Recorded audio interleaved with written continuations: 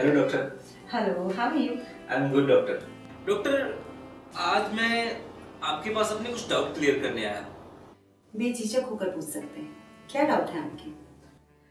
देखिए, मेरी अभी तक शादी भी नहीं हुई है और ना ही मैं अभी तक किसी खास रिलेशनशिप में रहा हूँ, लेकिन मैंने सेक्स के बारे में बहुत सारी अफवाहें सुनी है। किस तरह की अफवाहें? जैसे कि बहुत सारे लोग बोलते हैं कि ज्यादा सेक्स करना हार्मफुल होता है और कुछ लोग बोलते हैं कि सेक्स करना हेल्दी होता है। एग्जैक्टली फैक्ट है क्या? आपने बिल्कुल सही किया यहाँ आकर, क्योंकि ये सब डाउट क्लियर करना बहुत ही जरूरी है। देखिए, सेक्स अगर सप्ताह में 7 बार से ज्यादा किया जाए तो ये एवरेज से ज्यादा हो जाता है, लेकिन अगर सप्ताह में 2 या 3 बार सेक्स किया जाए तो ये एवरेज में रहता है।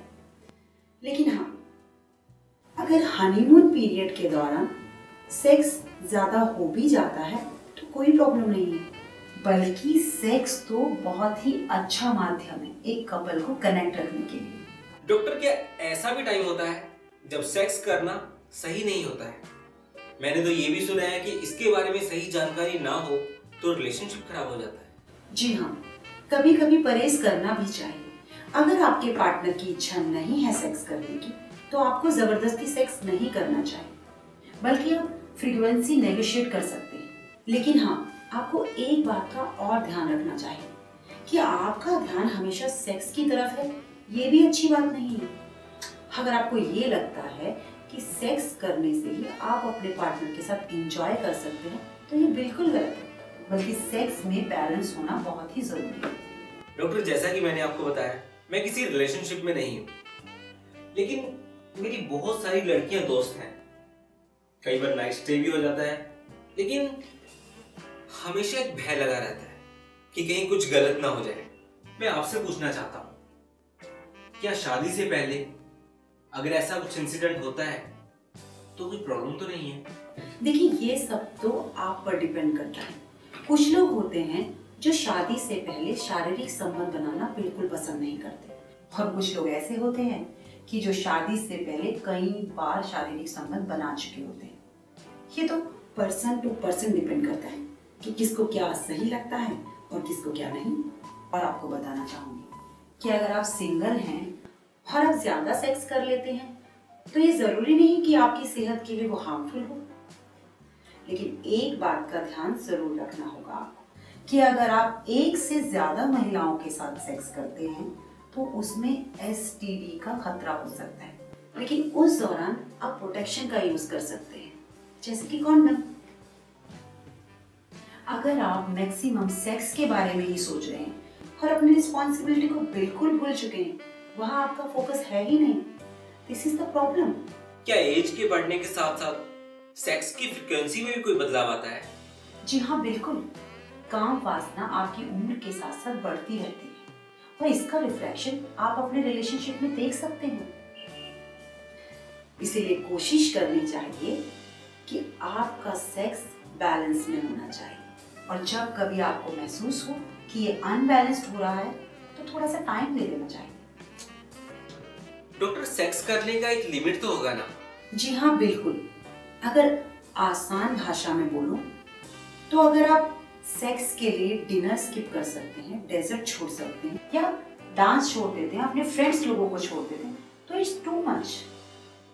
तो क्या इस तरह से ज्यादा सेक्स करना एबनॉर्मल होता है? जी नहीं, बिल्कुल नहीं। ये तो नॉर्मल है और हेल्दी भी है।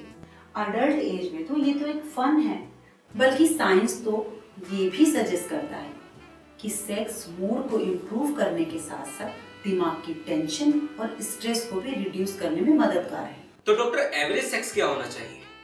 आंकड़ों के हिसाब से 18 ईयर से 29 ईयर्स वालों के लिए साल में 112 बार सेक्स करना एवरेज माना जाता है, और वहीं दूसरी तरफ 30 ईयर्स से 40 ईयर्स वालों के लिए 86 बार सही माना गया है। But it depends. ओके, तो डॉक्टर, ये तो आपने एवरेज सेक्स की बात बताई, लेकिन हेल्दी सेक्स क्या होता है? जो कपल रिलेशनशिप में होते हैं वो सप्ताह में 1 बार सेक्स करते हैं, और अगर सप्ताह में 1 या 2 बार सेक्स किया जाए तो उसे हेल्दी सेक्स माना जाता है। लेकिन डॉक्टर, मेरे फ्रेंड बताते हैं कि वो अपनी वाइफ के साथ सप्ताह में कई बार। हाँ, बिल्कुल बिल्कुल। क्या होता है कि शादी के शुरुआती दिनों में हस्बैंड वाइफ सिर्फ एक दूसरे के बारे में ही सोचते हैं, और अगर उस दौरान सेक्स ज्यादा हो भी जाता है तो कोई परेशानी की बात नहीं है। लेकिन ये कुछ समय के लिए ही होता है, और औरतें अपनी परेशानी बहुत जल्दी से नहीं बताती, और वुमेन की बॉडी हमेशा इंटरनली लुब्रिकेटेड नहीं होती है, तो उस दौरान सेक्स पेनफुल हो सकता है। डॉक्टर, मैंने कहीं पे सेक्स ऑब्सेशन के बारे में पढ़ा है। अगर रेगुलर सेक्स करना हेल्दी है तो ये ऑब्सेशन क्या है? सही सवाल पूछा आपने। इसको हाइपर सेक्सुअलिटी भी बोला जाता है, compulsive sexual behaviour. Sex addiction अभी भी डिबेट का विषय बना हुआ है। देखिए, अगर कोई भी काम हद से ज्यादा किया जाए तो वो नुकसानदायक होता है। इसी तरह अगर सेक्स भी हद से ज्यादा किया जाएगा तो आप में कमजोरी आ जाएगी, इम्यूनिटी सिस्टम वीक हो जाएगा, आपके बाल झड़ने लगेंगे, आपकी आंखों की रोशनी वीक होने लगेगी, आपका लोअर बैक पेन होना शुरू हो जाएगा, आपको डिहाइड्रेशन हो सकता है, यूटीआई हो सकता है। चांसेस बहुत कम है, मगर है। इंसान इंटरकोर्स के दौरान हार्ट अटैक का शिकार भी हो सकता है। थैंक यू डॉक्टर, आज क्लियर हुआ ये सब। वेलकम। अगर इसके बाद भी आपको कोई परेशानी होती है या आपके दिमाग में कोई डाउट्स आते हैं तो बेझिझक आ जाइएगा। कोई भी डाउट को मन के अंदर दबाने से अच्छा है कि उसका सलूशन निकाल लिया जाए। जी डॉक्टर, मुझे जब भी कोई डाउट होगा मैं आपके पास जरूर आऊंगा।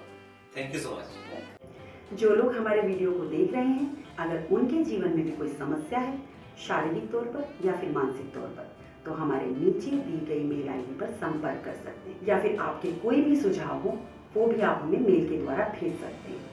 और हमारी आने वाली वीडियोस को देखने के लिए आपके अपने चैनल लाइफ केयर को सब्सक्राइब करें।